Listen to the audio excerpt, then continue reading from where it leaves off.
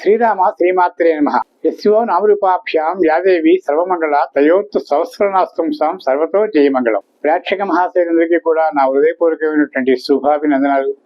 నా పేరు ఇప్పిలి నరసింహ శర్మ. గతంలో మీకు జ్యోతిష శాస్త్ర పరంగా కొన్ని వీడియోలు చేసి మీకు అందించగలిగాను. నేను మీకు సుపరిచితుడిని. అయితే ఈ రోజున జ్యోతిష శాస్త్రం పరంగా ఒక కీలకమైనటువంటి సమాచారాన్ని మీకు అందించాలనే సంకల్పంతో నేను ఈ వీడియో చేస్తున్నాను.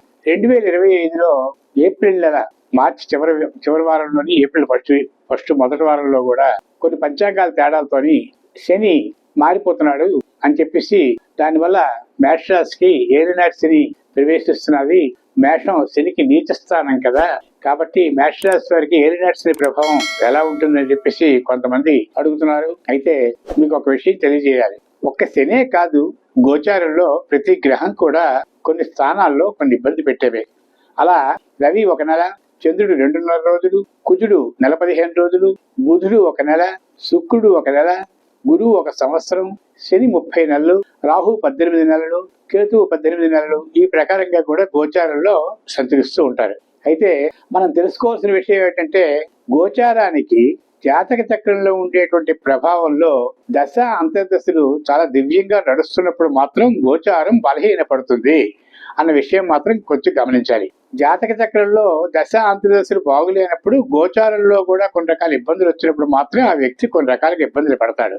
తర్వాత మరొక విషయం ఏంటంటే, ప్రతిదానికి కూడా శని మాత్రం ఏలినాటి శని, అష్టమ శని, అర్ధాష్టమ శని, సప్తమ శని, ఇలా రకరకాలుగా ఒక్క శని మీదే అనేక రకాలుగా అపోహలు చాలా మంది జ్యోతిష శాస్త్రజ్ఞులు చెప్పినట్టుగా కొంతమందికి అపోహలన్నీ ఉన్నాయి.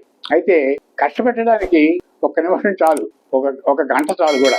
ఎందుకంటే 23 గంటలు మనం సుఖమయ జీవనాన్ని అనుభవించిన ఒక్క గంట కాలం చీకటి మాత్రం మనం భరించడం, అది మానవ సహజం. అలాగే ఇదే ప్రభావాన్ని రవి చూపిస్తాడు, చంద్రుడు 2.5 రోజుల్లో చూపిస్తాడు, బుధుడు 1 నెలలో చూపిస్తాడు, శుక్రుడు 1 నెలలో చూపిస్తాడు, తర్వాత రాహు 18 నెలల పాటు చూపిస్తాడు, కేతు 18 నెలల పాటు చూపిస్తాడు, గురుడు సంవత్సరం చూపిస్తాడు. ఈ ప్రకారం కూడా మిగతా గ్రహాలన్నిటికీ కూడా ఈ పరిధులు, ఈ తాలూకా సమయాలు, ఈ కాలం ఉన్నప్పటికీ కూడా ఒక్క శని గురించి ఎక్కువగా మాట్లాడుతూ ఉంటారు.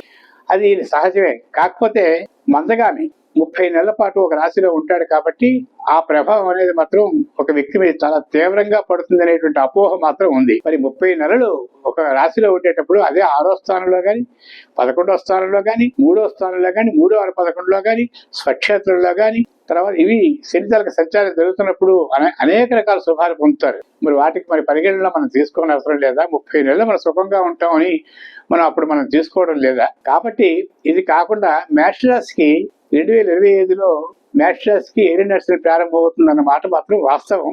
అయితే మీనరాశికి వచ్చేటప్పుడు మీనరాశిలోకి మేషానికి 12వ స్థానం అవుతుంది కాబట్టి ఏలినాటి శని ప్రారంభం అవుతుంది. అక్కడ 30 నెలలు, మేషరాశిలో 30 నెలలు, వృషభ రాశిలో 32 నెలలు కలిపి 90 నెలలు ఏలినాటి శని ప్రభావం మాత్రం మేషరాశి వాడికి ఉంటుంది. తర్వాత మీనరాశి వాడికి అది లగ్నమందు శని అవుతాడు. అది 5 సంవత్సరాలు పూర్తయి మరో 2.5 సంవత్సరాలు ఇంకా మీనరాశి వాడికి ఏలినాటి శని ఉంటుంది. వృషభ రాశి వాడికి ఇంకా ప్రారంభం అవుతున్నది కాబట్టి ఏలినాటి శని 11వ స్థానంలో ఉన్నాడు కాబట్టి వృషభ రాశికి మేషరాశికి తర్వాత మీనరాశికి ఇప్పుడు ఏలినాటి శని ప్రభావం మాత్రం బాగా తీవ్రంగా ఉంటుందని మాత్రం వాస్తవం. వృషభ రాశికి 11వ స్థానంలో శని వస్తాడు. అంటే మిథునంలో ఉన్నాడు, మేనంలో ఉన్నాడు కాబట్టి ఆ 30 నెలలు కూడా వృషభ రాశి వారికి చాలా బాగుంటుంది. ఆ 30 నెలలు దాటిన తర్వాత మేషంలోకి వస్తే మళ్ళీ 30 నెలల పాటు వృషభ రాశి వారికి ఏలినాటి శని ప్రారంభం అవుతుంది. అది మరొక విషయం సబ్జెక్టు, అది వేరే విషయం. ఇకపోతే రవి 1 నెలలోని మనకు అనుకూలంగా ఉండడు. ఎందుకంటే నవంబర్ నెలలో ఉదాహరణకి లెక్క వేసుకుంటే నవంబర్ నెలలోని సగభాగం తులలోనే ఉంటాడు, తుల నీచస్థానం. అప్పుడు ఆ రవి ఆ తాలూకా చంద్రస్థితి నుంచి రవి వాళ్ళ తాలూకా చంద్రగోచారం, వాళ్ళ నక్షత్రాన్ని బట్టి చంద్రుడు ఉంటాడు. ఆ చంద్రుడి నుంచి అర్ధాష్టముల్లో కానీ, అష్టముల్లో కానీ, 12లో కానీ, 2లో కానీ, 1లో కానీ ఉన్నప్పుడు అనేక రకాల ఇబ్బందులు పడతారు సూర్య భగవానుడి వల్ల. అది మనం పరిగణలోకి తీసుకోవాలి. అలాగే కుజుడు కూడా అలాగే ఇబ్బంది పడతాడు అన్నది ఇంతకుముందే మీకు చెప్పాను. అయితే ఈ ఏలినాటి శని ప్రభావం మాత్రం మేషరాశికి ఈ సంవత్సరం ఒక మంచి యోగంగానే మనం చెప్పుకోవచ్చు. ఏలినాటి శని ప్రవేశిస్తే ఆ 30 నెలల పాటు మేనంలోకి వచ్చిన వెంటనే కూడా సకల శుభాలు జరిగే అవకాశాలు 100% ఉన్నాయి. ఎందుకంటే ఇప్పుడో కానీ వివాహాలు కాని వాళ్ళకి వివాహాలు అవుతాయి, ఆర్థికపరమైన ఇబ్బందులు తీరుతాయి, అనేక రకాలుగా సమస్యలు తో ఉన్న వాళ్ళకి ఆ సమస్యలు పరిష్కారం అయ్యే అవకాశాలు ఉన్నాయి. ఇవన్నీ కూడా సంవత్సరం 6 మాసాల పాటు చాలా బాగుంటుంది. ఎప్పటి నుంచి? మే నుంచి. మేలో రాహు మళ్ళీ కుంభంలోకి వెళ్తాడు. కుంభంలోకి వెళ్ళినప్పుడు మేష రాశికి అది 11వ స్థానం అవుతుంది. రాహు 18 నెలల కుంభంలో ఉంటాడు కాబట్టి మేనంలోకి ప్రవేశించిన శని తాలూకా ప్రభావం చాలా వరకు తగ్గుతుంది. అది ఏలినాటి శని ప్రభావం అనిపించుకోదు. శనివత్ రాహు పుజువత్ కేతు అంటుంది శాస్త్రం. కాబట్టి 11వ స్థానంలో రాహు వస్తాడు కాబట్టి ఆ రాహు మేష రాశికి చాలా వరకు సహాయ సహకారాన్ని అందిస్తాడు. గొప్ప ఉపయోగకరమైనటువంటి జీవనాన్ని వాళ్ళు పొందుతారు. శని కూడా గురుస్థానంలో వస్తున్నాడు కాబట్టి శని కూడా సహకరించేటువంటి గొప్ప అవకాశం కూడా ఉంది. ఏలినాటి శని మేష రాశి వారికి ఏ విధమైన ఇబ్బంది ఈ సంవత్సరం ఈ 2025 ఉండదని మాత్రం మనం గ్రహించాలి.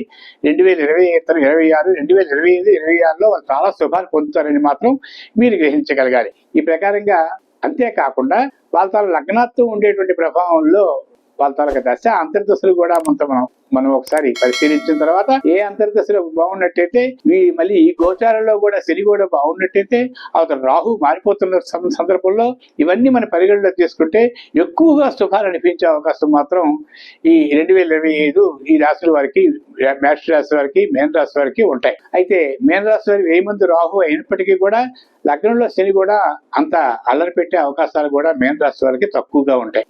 ఇవన్నీ పరిగణలోకి తీసుకోవాలి. ఎవరు అపోహలు పడద్దు. నవగ్రహాలు ఎప్పుడూ కూడా ఒక వ్యక్తికి హాని చేసే దైవాలు కావు. అవన్నీ కూడా ఆశీర్వాదం చూసిన దైవాలు. కాబట్టి ఎవరైనా కొంచెం చిన్న చిన్న ఇబ్బందులు రాహు వల్ల గాని, శని వల్ల గాని, శుక్రుడి వల్ల గాని, రవి వల్ల గాని, చంద్రుని వల్ల గాని, కుజుని వల్ల గాని ఈ ప్రకారంగా ఏమైనా ఇబ్బందులు కలిగాయని చెప్పేసి దినవార ఫలాలు, మాసవారి ఫలాలు కొన్ని రకాలుగా పెద్దలు అవి నిర్ణయిస్తారు. కాబట్టి వాటి ప్రకారంగా ఈ నెలలో కొంచెం బాగులేదు, ఈ రోజు ఇవాళ బాగులేదు, తర్వాత ఈ 30 నెలలు ఇలాగ బాగులేదు అని చెప్పేసి ఎవరైనా చెప్పినప్పుడు దానికి పరిష్కారం ఏంటంటే మానసికమైన అశాంతిని శుభ్రంగా ముందు తొలగించుకోండి. ఒక 9 రోజుల పాటు నవగ్రహాలు అక్కడ మన ప్రతి ఊర్లోనే ఉంటాయి. ఆ నవగ్రహ దేవాలయాన్ని శుభ్రపరిచి శుభ్రంగా ఒక పేపర్తో దేనితోనో శుభ్రంగా తుడిచేసి తర్వాత చక్కగా నీళ్లతో అభిషేకించి చందనం బొట్టు పెట్టి అసుర సంధ్య వేళలో సాయంకాలం అసుర సంధ్య వేళలో ఆ తాలూకా కార్యక్రమం చేసి తర్వాత 9 కర్పూరం బిళ్ళలు ఆ గ్రహాలకు ఎదురుగా సూర్యుని దగ్గర, చంద్రుని దగ్గర, కుజుని దగ్గర ఈ ప్రకారంగా 9 కర్పూరం బిళ్ళలు కర్పూర హారతిని సమర్పించి 9 ప్రదక్షిణాలు చేసి ఆ తర్వాత ఇతోధికంగా పక్కనే ఉన్నటువంటి అమ్మవారి దేవాలయం కానీ, పరమేశ్వరుని తాలూకా దేవాలయానికి కానీ వెళ్ళి తప్పనిసరిగా మీరు దర్శనం చేసినట్లయితే మీకు అన్ని రకాల శుభాలు జరుగుతాయి. ఆ తర్వాత నవగ్రహాల దగ్గరికి వెళ్ళిన తర్వాత శివకోవలకు వెళ్ళాలి. శివకోవలకు వెళ్తే చాలా తప్పనిసరిగా వెళ్ళాలి. కాబట్టి ఆ ప్రకారంగా చేసినప్పుడు నవగ్రహాలు తనకు అనుకూలం జరుగుతుంది. దానికి మళ్ళీ మనం మానసికమైన అశాంతిని పెట్టుకొని అవేవో గ్రహాలని వాటికి మనకి శని పెట్టాడని ఆ శని ప్రభావం మన మీద పడుతుందని ఈ దేవాలయం పూజలు చేసిన తర్వాత మళ్ళీ ఇంటికి వెళ్ళకూడదని అనేక రకాల అపోహలతో ఉన్నట్టయితే మాత్రం దాని తాలూకా ఫలితం ఉండదు. కాబట్టి కాలు కడుక్కోకూడదు. మళ్ళీ కాలు కడుక్కోవడం, మళ్ళీ స్నానాలు చేయడం, ఒక దేవుడినేమో ఒక దిజిల్లా చూడటం అనేది మాత్రం మానసికంగా మాత్రం మీకు మంచిది కాదు. భక్తులకి పరమేశ్వరుడు సాక్షాత్తు శనీశ్వరుడు, శివభక్తుడు, సూర్యపుత్రుడు. యమాయ ధర్మరాజాయ మృత్యువే చాంతకాయ వైవస్వతాయ కాలాయ సర్వభూత క్షయాయ అని యమధర్మరాజుకి కూడా ముందు ధర్మం.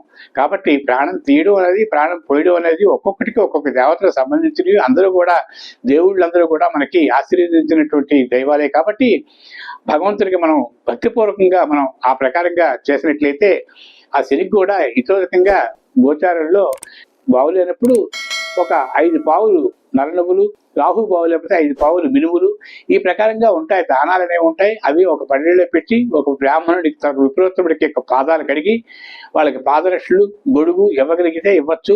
లేకపోతే ఈ ప్రకారంగా ఇచ్చి స్వయం పాకం అనేది ఒక బియ్యం, అరటికాయలు, కందిపప్పు వగైరా అన్ని కూడా ఆ బ్రాహ్మణుడికి ఇచ్చి సంతోషపెట్టి తర్వాత శివదర్శనం చేసుకున్నట్లయితే సమస్త శుభాలు జరుగుతాయి. కాబట్టి ఎవరు కూడా మేష రాశికి ఏలినాటి శని 2025లో చాలా కష్టాలు ఉన్నాయనేటువంటి భ్రమలో మాత్రం ఎవరు ఉండొద్దు. ఈ తప్పనిసరిగా మేష రాశిలో ఏలినాటి శని ప్రవేశించినప్పుడు చాలా శుభాలని పొందుతారు. 2025, 26 కూడా వాళ్ళ తరగ కష్టాలన్నీ కూడా నెరవేరి ఆయురారోగ్య భాగ్యాలు ఆ శని భగవాను ద్వారా మీరు పొందుతారని చెప్పేసి మనపూర్వకంగా తెలియజేస్తున్నాను.